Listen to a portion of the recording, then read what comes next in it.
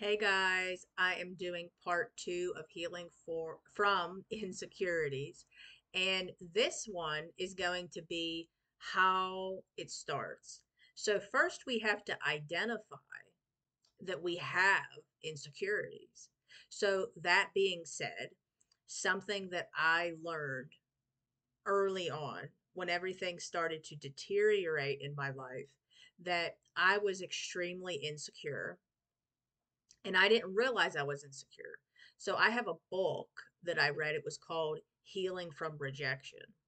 And rejection has a lot to do with insecurities as well. But I was the type of person that I hid behind perfectionism.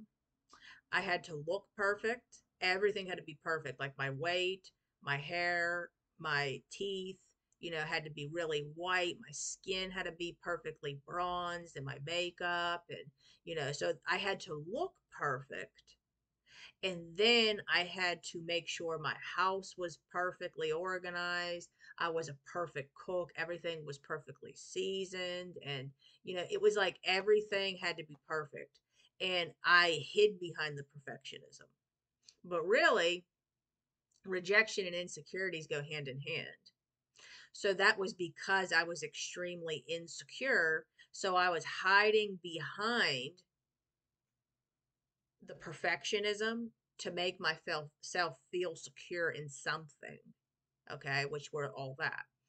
um there also was other traits, like, I mean, common sense, insecurities and rejection go hand in hand with a lot of things. Addiction, it goes into maybe sexual promiscuity. Okay, people just automatically think that if a woman is promiscuous, that she is, you know, I don't want to use the word, but you get my drift.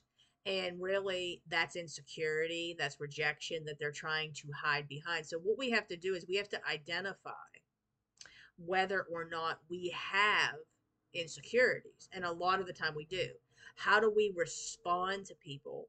Do we get extremely defensive? Do we have offense behind our communication? Do we have ways of handling certain situations, like where maybe we're insecure about a topic, so we avoid talking about something because we're insecure over it, so we hide behind having certain conversations? Do we try to keep peace instead of make peace? So, in other words, we people please.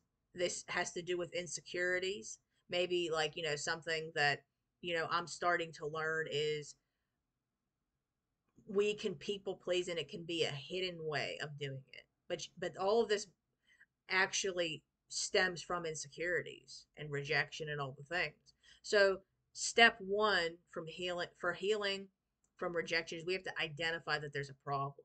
Are you afraid to be around certain people and have them think certain things about you if you don't do certain things or dress a certain way? Again, insecurities. Like, this can go so in depth, guys. I'm trying to just like kind of wing it here, but we have to identify that there is a problem. Okay, we have to identify that we have a problem that needs to be corrected. Okay, so this obviously takes time, and insecurity, in my opinion, is just as bad as being cocky and arrogant, because you can never do all that God wants you to do if you're extremely insecure, because God wants us to be bold, he wants us to be confident. So the first thing God did with me is identified that I was insecure and where my insecurities were hidden and where I was hiding the insecurities with trying to be perfect and things like that. So that's the step one of healing from insecurities.